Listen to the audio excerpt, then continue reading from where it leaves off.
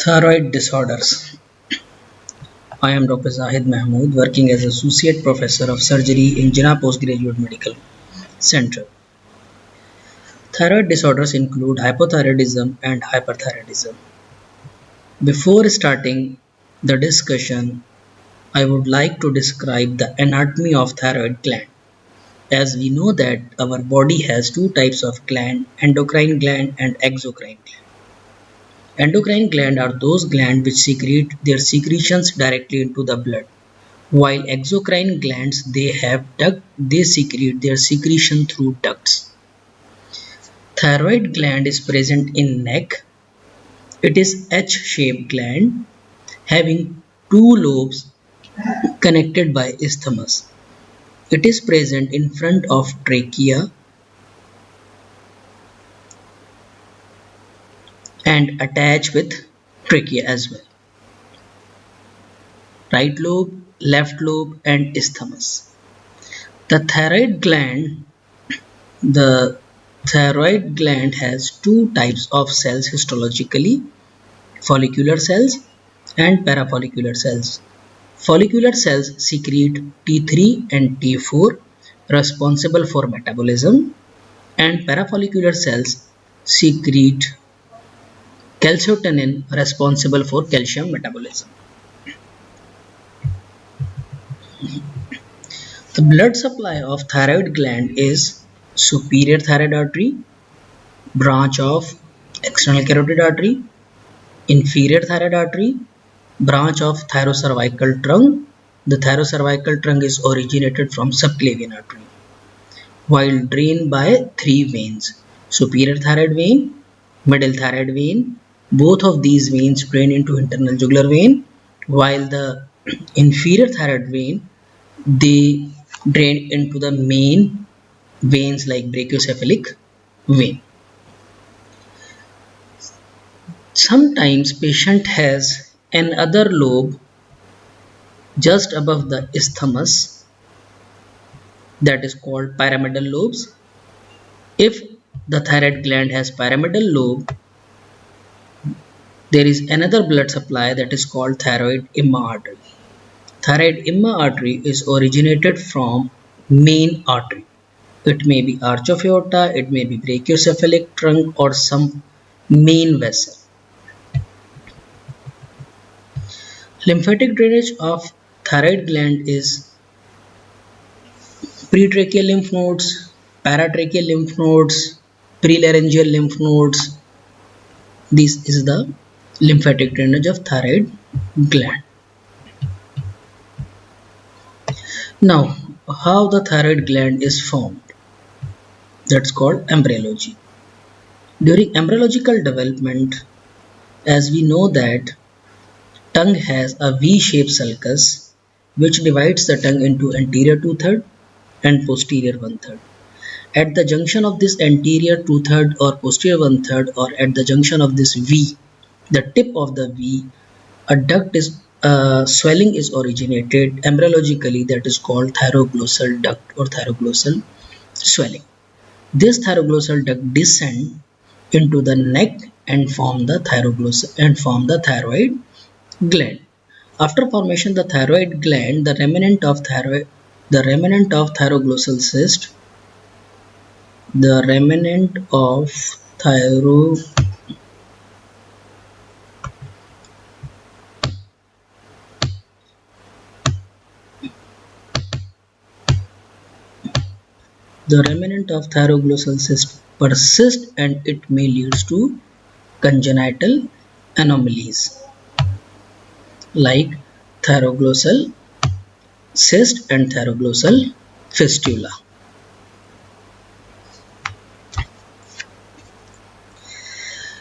Sometimes the thyroglossal duct or thyroglossal proliferation is not able to descend into the neck. अगर ये neck तक नहीं जाएगा तो ये mouth में ही persist करेगा, and that is called lingual thyroid. The normal position of thyroid is, as we discussed, in the neck in front of trachea. If it is not present here, it may be placed upward or downward. It is called ectopic thyroid. Now, hypothalamo-pituitary thyroid axis. As we know that during our physiology time, hypothalamus releases thyroid releasing hormone, which act on pituitary gland and secrete thyroid stimulating hormone. Thyroid stimulating hormone act on thyroid gland and releases T3 and T4. If T3 and T4 is in excess quantity, they inhibit the secretion of TSH and TRH, that is called negative feedback. So this hypothalamo-pituitary thyroid axis is a normal physiological control of T3 or T4. If there is any problem in this axis, patient may develop hypothyroidism or hyperthyroidism. Now, either it is hypothyroidism or hyperthyroidism, it is divided into three: primary, secondary, or tertiary. If the pathology is in the thyroid gland, that is called primary problem. If the pathology is in pituitary gland, that is called secondary problem. If the pathology is in hypothalamus, that is called tertiary problem. Now, what is the function of thyrogline? In one sentence, growth. One word, sorry. In one word, growth. Growth may be physical, may be mental. So, thyroxine is responsible for physical growth, mental growth, energy production, calcium mobilization, and increased sensitivity of beta receptors to catecholamines. So, जैसा हमें पता है कि जो physical growth है वो तो up to 20 years तक होता है। एज कम्पेयर टू दैट जो मेंटल ग्रोथ है, जो ब्रेन की मेन डेवलपमेंट है, वो 2 to 3 ईयर्स के अंदर हो जाती है, जो इनिशियल डेवलपमेंट है। अब अगर बच्चा डिलीवर हुआ और उसको प्रॉपर थायरोक्सिन उसकी बॉडी में नहीं था, तो जो उसकी मेंटल ग्रोथ है वो कंप्रोमाइज हो जाएगी, और ये अगर मेंटल ग्रोथ कंप्रोमाइज हो गई तो ये फिर आगे जाके लाइफ लॉन्ग परसिस्ट करेगी। So the thyroxine is very important for physical growth and mental growth. Now the next thing is goiter. What is goiter? Enlargement of thyroid gland is called goiter. Enlargement of thyroid gland is called goiter. Now, there are different ways of classification of goiter. So, one is this classification: anatomical and physiological. Anatomical classification: goiter may be diffusely enlarged. It may be nodular. The nodular one is further divided into, this may be isolated nodule or they may be multiple nodules. So there may be a solitary nodular goiter or there may be multinodular goiter. So the anatomically diffuse goiter, solitary thyroid nodule या solitary goiter, or multiple or multinodular goiter. The physiological one: hyperthyroid goiter, euthyroid goiter, hypothyroid goiter. As the name indicates, hyperthyroid goiter, the secretion of T3 and T4 is more. As compared to euthyroid goiter, the swelling is there, gland is enlarged, but the secretion of T3 T4 is normal. Hypothyroid goiter, the gland is enlarged, but the T3 T4 is low. We will discuss one by one later in this section. This is another classification. Goiter may be simple, goiter may be toxic. If the T3 and T4 is normal, that is called simple goiter. If T3 and T4 is high, that is called toxic goiter. Simple goiter may be again diffuse, nodular. Again nodular, single nodule, multiple nodule. Toxic is diffuse, multinodular, and adenoma. So this is another classification. So what is hypothyroidism? So have a look on this picture. These are few signs and symptoms of hypothyroidism. Please read the slide carefully.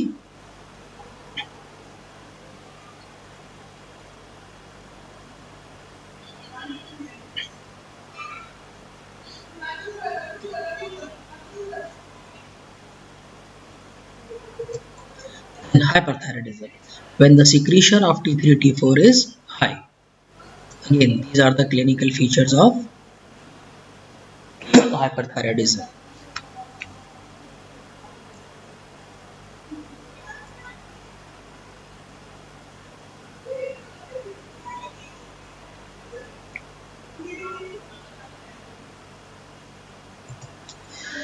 Now, these few clinical features which differentiate our patient as hypothyroidism and hyperthyroidism.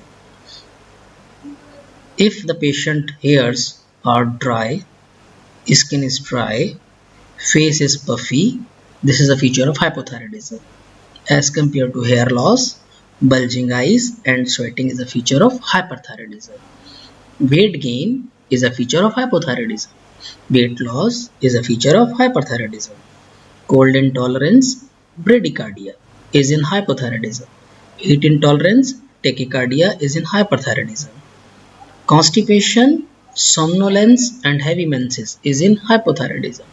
Diarrhea, insomnia and scanty periods in hyperthyroidism. ठीक है, तो clinically when you are sitting in OPD, एक patient आपके पास आता है तो आपने देखना क्या है कि वो जब आके आपके सामने बैठा है तो उसने कपड़े किस तरह के पहने हुए।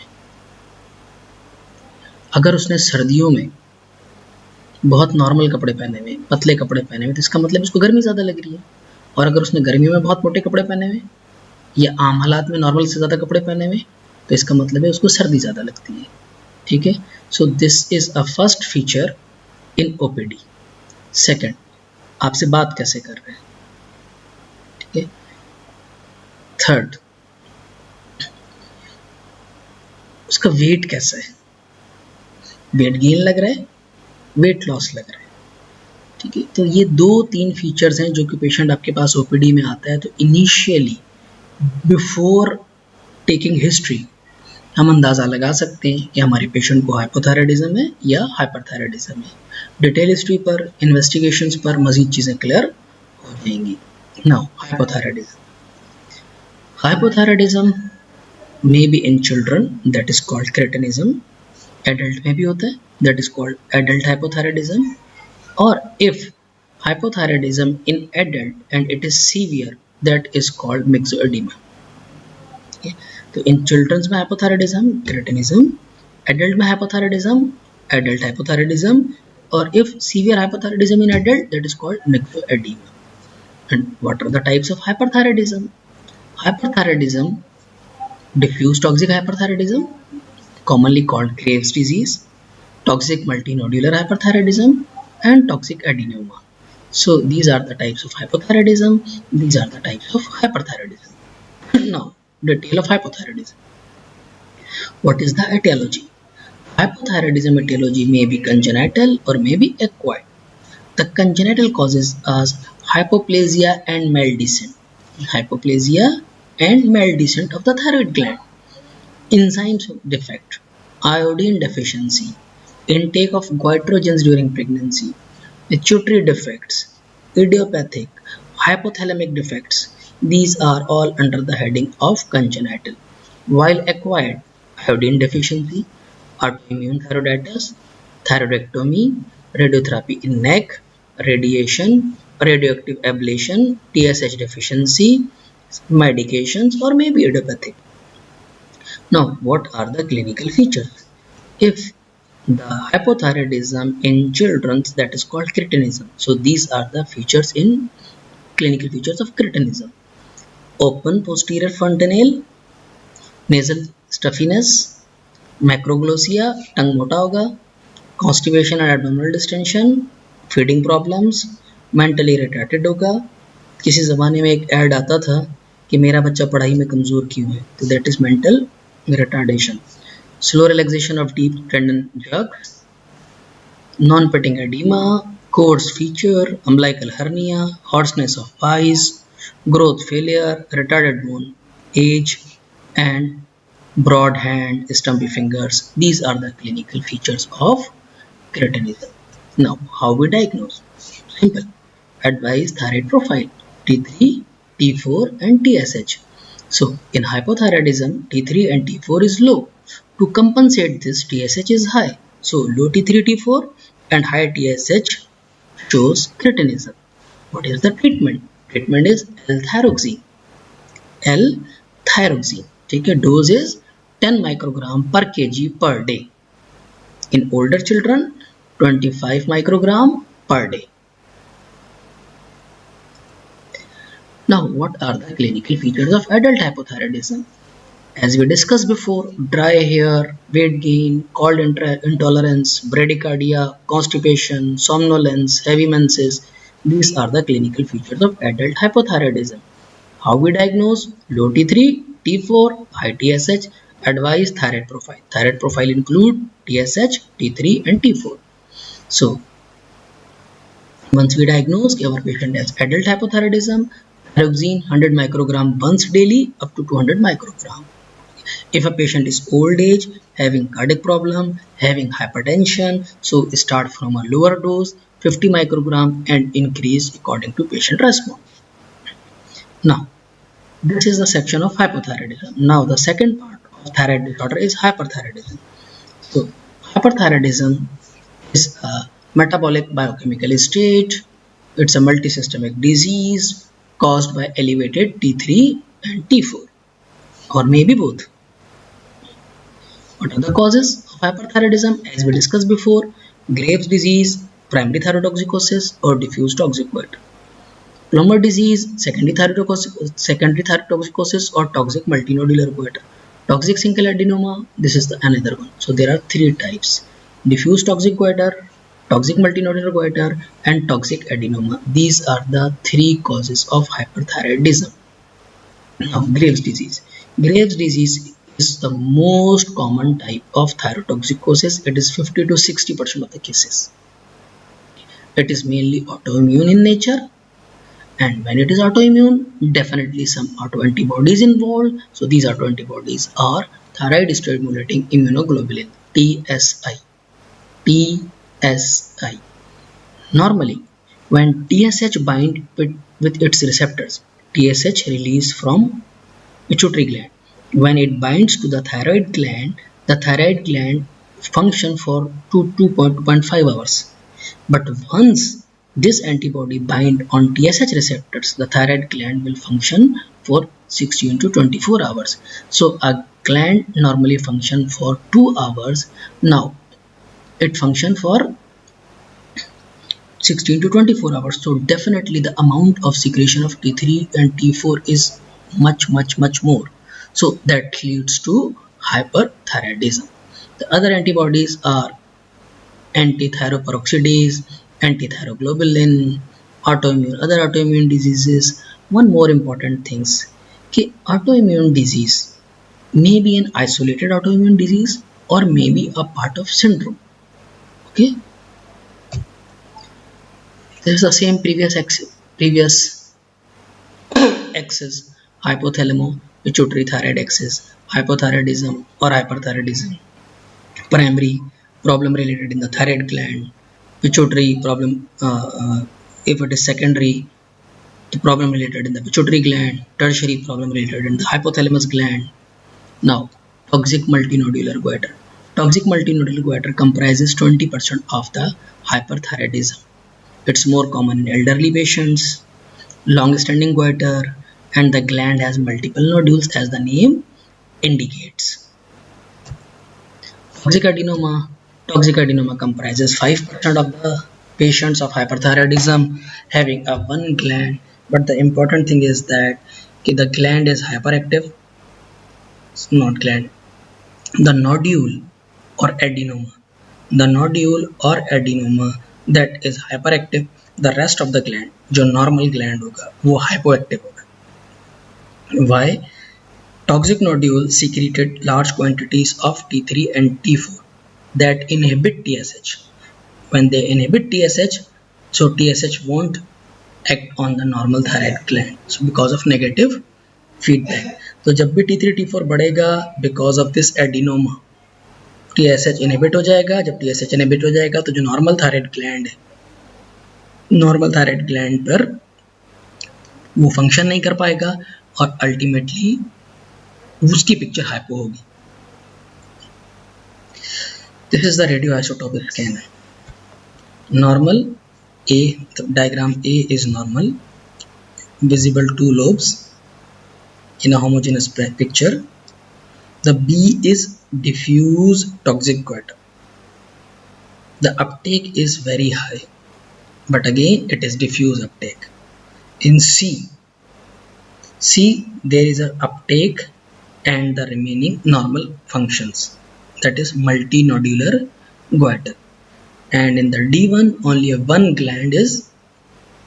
nodule is hyperactive, the rest gland is hypoactive. So these are the findings of radioisotope scan. A, normal looking. B, Graves disease. C, toxic MNG. D, toxic adenoma. If anyone asks what are the indication of radioisotope scan, so the answer is nodularity plus toxicity, nodule plus toxicity, multiple nodules plus toxicity. It is not indicated in euthyroid patients. It is even not indicated in Graves disease. यहाँ जो दिखाया गया है वो सिर्फ normal और Graves में आपको दिखाने के लिए, सिर्फ समझाने के लिए पिक्चर्स दिखाई गई हैं कि नज़र किस तरह का आता है thyroid gland. Thyroid gland radioisotope scan is not indicated in Graves disease. Yes, it is indicated in toxic MNG. Yes, it is indicated in toxic adenoma, but it is not indicated in Graves disease. Clinical features of hyperthyroidism: nervousness, anxiety, increased perspiration, heat intolerance, tremors, hyperactivity, palpitations, weight loss despite increased appetite, reduction in menstrual flow or oligomenorrhea. One of my teacher usually asked or usually in lecture said कि खाए बकरी की तरह सूखे लकड़ी की तरह. तो the weight loss despite increased appetite. Clinical features again: hyperactivity, sinus tachycardia, systolic hypertension, warm, moist, soft hands, excessive perspiration, lead lag, fine tremors, weakness, and some features which are specific to Graves disease: diffuse, painless and firm enlargement of thyroid gland, ophthalmopathy, dermopathy. So these are the two specific features of Graves disease. And here you can say exophthalmos, lid lag, lid retraction, chemosis, diplomia, ophthalmoplegia. These are all the features of Graves disease under the heading of ophthalmopathy. In skin there is a deposition of glycose aminoglycans in the dermis of the lower leg and causing non-pitting edema. So this is picture of MNG, diffuse goiter. This is proptosis, lead lag, exophthalmos. This is the dermopathy. How we diagnose? The first part of diagnosis, as we know, that is history. So the typical clinical presentation. The second is thyroid profile. In thyroid profile, TSH is low, T3 T4 is elevated. Third, if we are thinking Graves disease, then the autoantibodies may be present. Fourth one, cardiac manifestations is there, so ECG. And if the patient has toxic multinodular goiter or toxic adenoma, we advise radioisotope scan. Treatment: antithyroid drugs, carbimazole, propylthiouracil, radioactive iodine treatment, or thyroidectomy. So these are the treatment options: antithyroid drugs, radioactive iodine, and thyroidectomy. So this is a very good chart which explains a lot of things. Now the first thing is diffuse toxic goiter. If a patient has diffuse toxic goiter, then is it a small goiter or is it a large goiter? Or age of the patient is more than 45 years, or under 45 years. If the age is more than 45 years. Again, diffuse toxic goiter. Diffuse toxic goiter. Small in size, then age. Over 45, anti-thyroid drugs or radioiodine therapy. Under 45, surgery. Diffuse toxic goiter, large goiter.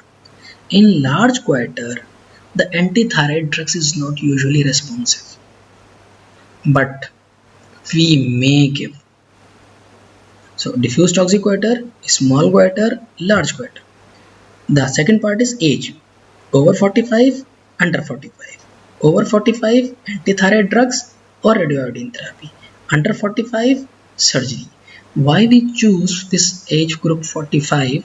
Because this age group is usually the ladies completed the female. This is common disease in females, and at this age, most of the females completed their family life, and they have menopause at this age group. So, but if a patient came to you with 30 years and she said, I have completed my family, so you can change this age from 45 to 30 years, because this is the age because of pregnancies. Because if we advise radioiodine therapy, तो वो जो future pregnancies होगी उसमें problem create कर सकता है. So diffuse toxic goiter, over 45, anti-thyroid drugs, radioiodine therapy. Under 45, surgery. Which type of surgery we will discuss later on, but surgery.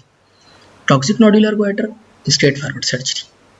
Toxic solitary nodule, again, over 45, radioiodine. Below 45, surgery. So, surgery.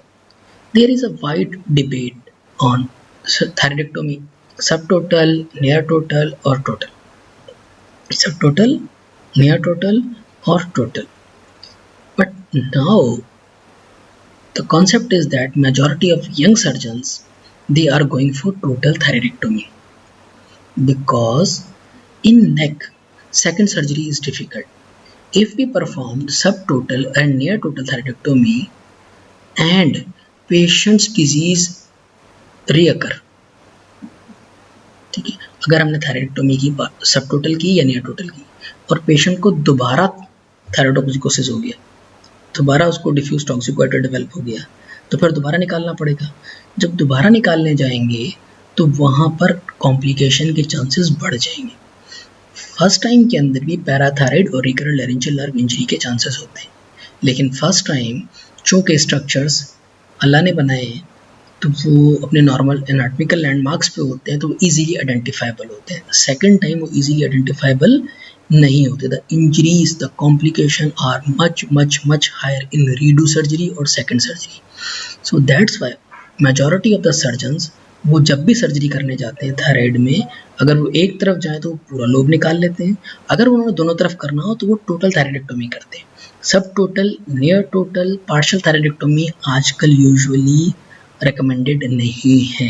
ठीक है, इसमें से अगर कोई इख्तलाफ करना चाहे या अपोज करना चाहे तो ठीक है, सेकंड स्कूल ऑफ थॉट भी है, उनके अपने एडवांटेज डिसएडवांटेज है, but in our setup, in our ward, we are advised total थायराइडेक्टोमी.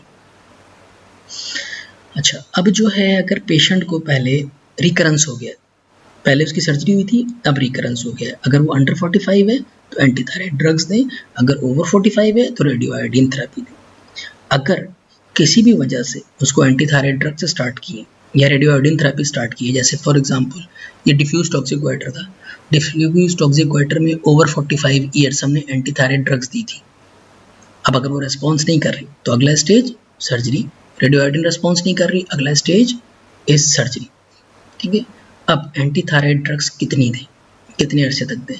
Anti thyroid drugs usually recommended 2 to 3 years है, लेकिन यूजुअल हम लोग क्या करते हैं हमारी प्रैक्टिस में, we start anti thyroid drugs and check patient response within 6 month.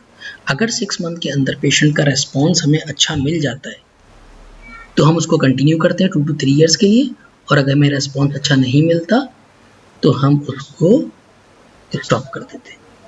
ठीक है, and second modality of treatment पे चले जाते हैं. Thank you. If you have any question, you can email me. Thanks.